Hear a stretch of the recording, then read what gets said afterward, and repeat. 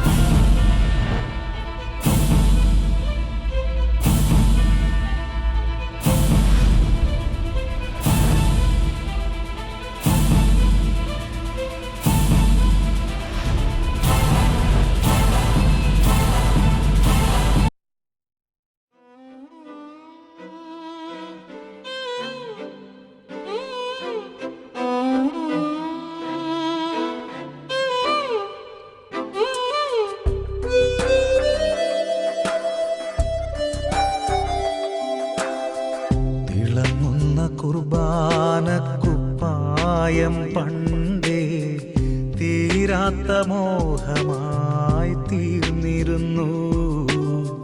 തിളങ്ങുന്ന കുർബാനക്കുപ്പായം പണ്ടേ തീരാത്ത മോഹമായി തീർന്നിരുന്നു. ആ വെള്ളിക്കാസയും എടുത്തുയർത്തിയിടുവാൻ എന്നെനിക്കാവുമെന്നോർത്തിരുന്നു ഞാൻ, എന്നെനിക്കാവുമെന്നോർത്തിരുന്നു. ആ വെള്ളിക്കാസയൊന്നെടുത്തുയർത്തിയിടുവാൻ എന്നെനിക്കാവുമെന്നോർത്തിരുന്നു ഞാൻ, എന്നെനിക്കാവുമെന്നോർത്തിരുന്നു. തിളങ്ങുന്ന കുർബാനക്കുപ്പായം പണ്ടേ തീരാത്ത മോഹമായി തീർന്നിരുന്നു.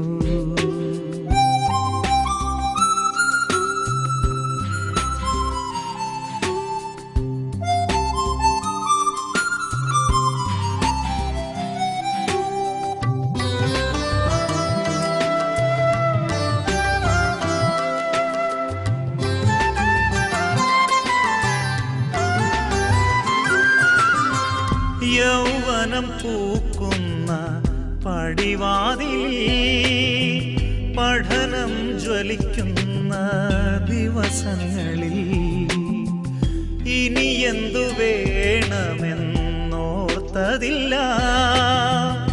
ഇതു ദൈവഹിതമെന്ന് തിരിച്ചറിഞ്ഞു. എൻ മാതൃനാടിനും മാതാപിതാക്കൾക്കും അഭിമാനമാകുവാനാഗ്രഹിച്ചു. എല്ലാറ്റിനും മേലെ ദൈവവിളി അങ്ങേ അനുഗമിച്ചിടുന്നതാണെന്നറിഞ്ഞു, അനുഗമിച്ചിടുന്നതാണെന്നറിഞ്ഞു. തിളങ്ങുന്ന കുർബാനക്കുപ്പായം പണ്ടേ തീരാത്ത മോഹമായി തീർന്നിരുന്നു.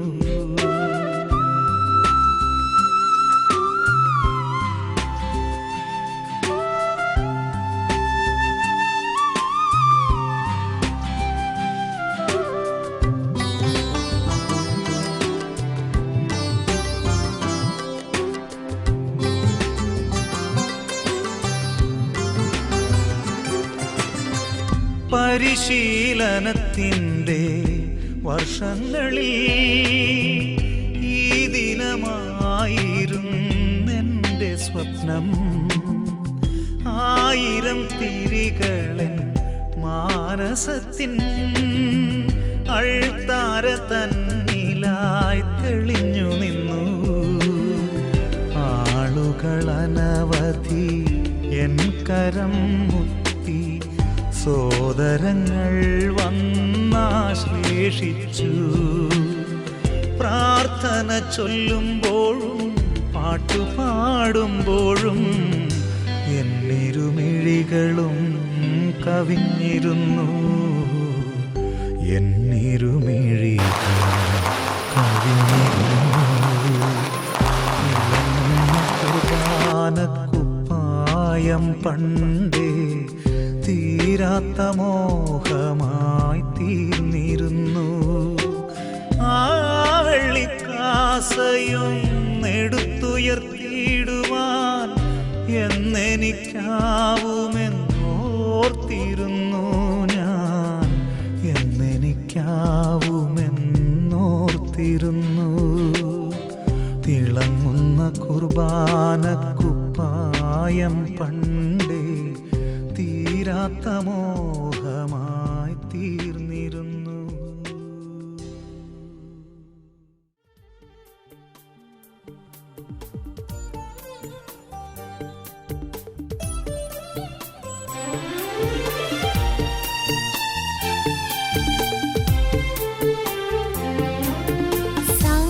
സമർപ്പണവഴിയിൽ നിറദീപമായി തിരുസന്നിധാനത്തിൽ ഞാൻ വരുന്നു. ഈ ലോകമാകെ സൗരഭ്യമേകാൻ തിരുമുൻപിലെന്നെ അർപ്പിക്കുന്നു. സമർപ്പണവഴിയിൽ നിറദീപമായി തിരുസന്നിധാനത്തിൽ ഞാൻ വരുന്നു. ഈ ലോകമാകെ സൗരഭ്യമേകാൻ തിരുമുൻപിലെന്നെ അർപ്പിക്കുന്നു.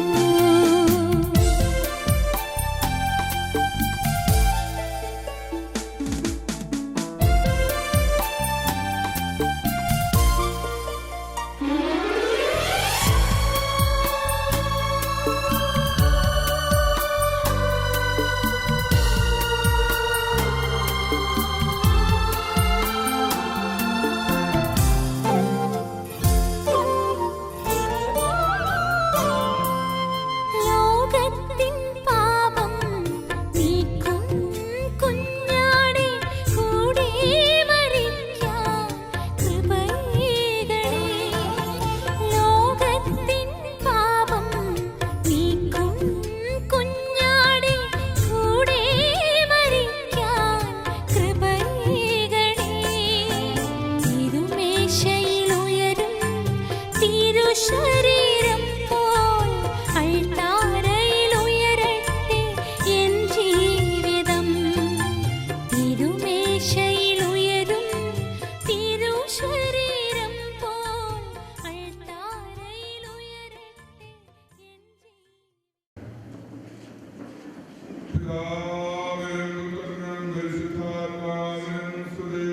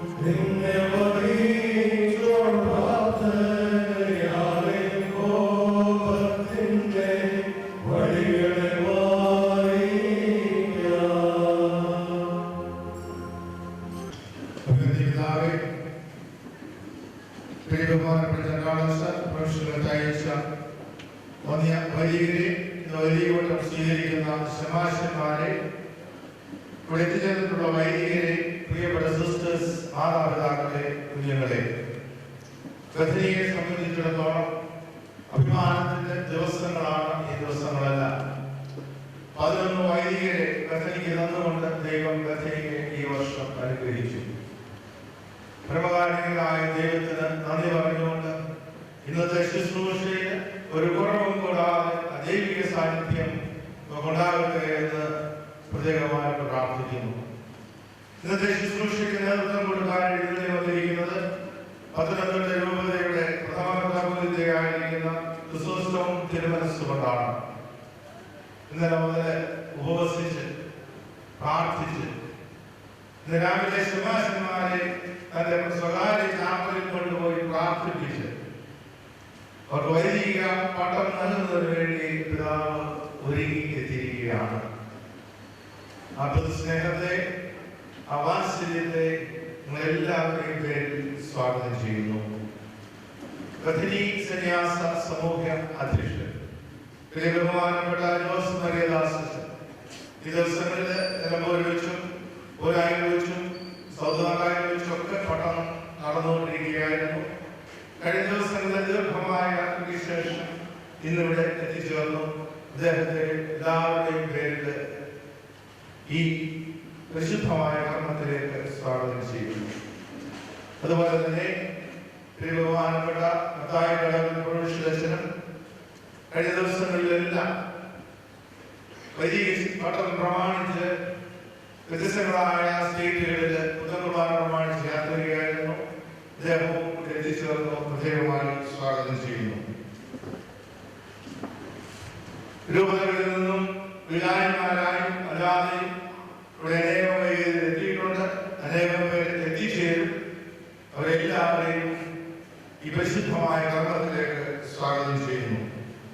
അതുപോലെ തന്നെ ഇന്ന് പട്ടം കിട്ടുന്ന ശമാശന്മാരുടെ ബന്ധുക്കളായും സമൂഹത്തിന്റെ പൊതുസുഹൃത്തുക്കളായും ഇവിടെ ഒത്തിരി സിസ്റ്റേഴ്സ് എത്തിച്ചേർന്നിട്ടുണ്ട്. അവരെല്ലാവരെയും ഈ മീറ്റിംഗിലേക്ക് സ്വാഗതം ചെയ്യുന്നു. ഇന്ന് ഏറ്റവും അധികം സന്തോഷിക്കുന്നത് ഈ വൈദിക പട്ടം സ്വീകരിക്കുന്ന ശമാശന്മാരുടെ മാതാപിതാക്കളും സഹോദരങ്ങളുമാണ്. ദൈവത്തിന്റെ എഴുതിയിരിക്കുന്ന വിശുവാക്യം, ദൈവമേ ഞങ്ങൾ നിനക്കായി വേർതിരിക്കപ്പെടുന്നു. ഭവനത്തിൽ നിന്ന് 10, 11, 14 വർഷം പഠിച്ച് അൾത്താരയിലേക്ക് നയിക്കപ്പെടുമ്പോൾ വലിയൊരു ത്യാഗം, സ്നേഹം, അതിൻ്റെയൊക്കെ കരുതലിന്റെ കഥ ഉണ്ട്. മാതാപിതാക്കളെയും സഹോദരങ്ങളെയും മീറ്റിംഗിലേക്ക് പ്രത്യേകമായിട്ട് സ്വാഗതം ചെയ്യുന്നു. ഇവിടെ എത്തിച്ചേർന്നിട്ടുള്ള ഞങ്ങളുടെ ബെനഫാക്ടേഴ്സ്, പ്രത്യേകിച്ച് പുനരൈക്യത്തിന്റെ ആദ്യകാലം മുതൽ സഭയെ ശുശ്രൂഷിച്ച ശ്രീ ഗ്രീകത്ത് ജാക്കോബിന്റെ കൊച്ചുമകൻ ശ്രീ ജേക്കബ് താരനും കുടുംബവും മേരിയിൽ നിന്ന് ഇവിടെ എത്തിച്ചേർന്നിട്ടുണ്ട്. നമ്മുടെ ഒരു ശമാശനെ വൈദികനായി പഠിപ്പിക്കാൻ കഴിഞ്ഞ വർഷങ്ങളിലെല്ലാം സാമ്പത്തികമായി സഹായിക്കുകയും പ്രാർത്ഥിക്കുകയും ചെയ്തവരാണ്. അവരെയും അവരോടുകൂടെ ഇവിടെ എത്തിച്ചേർന്നിട്ടുള്ള എല്ലാ സിസ്റ്റേഴ്സിനെയും എല്ലാ ബെനഫാക്ടേഴ്സിനെയും പ്രത്യേകമായി സ്വാഗതം ചെയ്യുന്നു. വിശേഷതിഥിയായി അമേരിക്കയിൽ നിന്നും ഇവിടെ എത്തിയിട്ടുള്ള Shri John, Mrs John is with us. He is helping our seminarians in their language formation in Pune. He is going to spend the whole year with us, helping our brothers to develop their language, to develop their skills. A special welcome to Miss Joan. ഇവിടെ ഈ പ്രസ്ഥാനം ഇത്ര മനോഹരമായി അലങ്കരിച്ച് ക്രമപ്പെടുത്തിയത് ഈ സ്ഥാപനത്തോട് ബന്ധപ്പെട്ട സ്ഥാപനത്തിലെ പ്രധാനാധ്യാപകർ, ഇവിടുത്തെ വൈദികർ, ചുറ്റുമുള്ള വൈദികർ, ഒത്തിരി പേരുടെ അധ്വാനം ഇവിടെയുണ്ട്. അവരെല്ലാവരെയും ഒറ്റ വാക്കിൽ ഈ മീറ്റിംഗിലേക്ക് സ്വാഗതം ചെയ്തുകൊണ്ട് നമുക്ക് ഈ ശുശ്രൂഷയിലേക്ക് പ്രവേശിക്കാൻ ദൈവം കൃപ തരട്ടെ എന്ന് പ്രാർത്ഥിക്കുന്നു.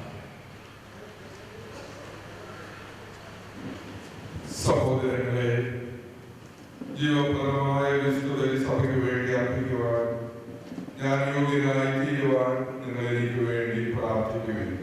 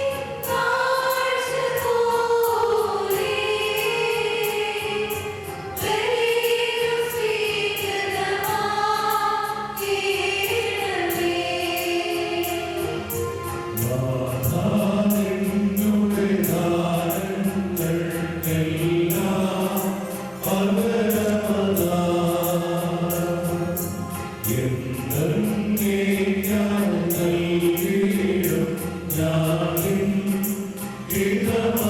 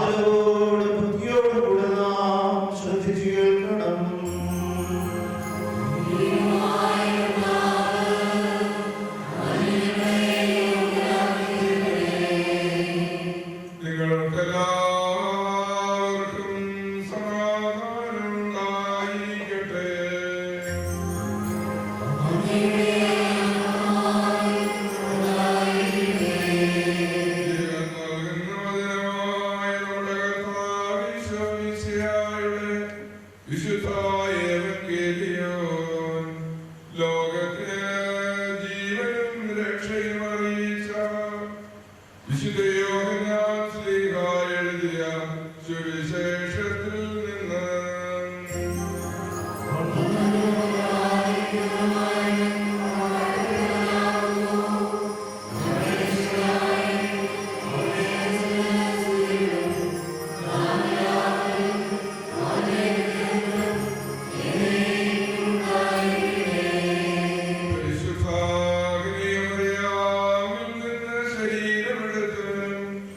ദൈവത്തിന്റെ ജീവനുള്ളവനും നമ്മുടെ കർത്താവും ദൈവവും രക്ഷകനുമായ യേശു തമ്പുരാന്റെ ഇഹലോകവാസകാലത്ത് ഇപ്രകാരം അരുളി ചെയ്തു.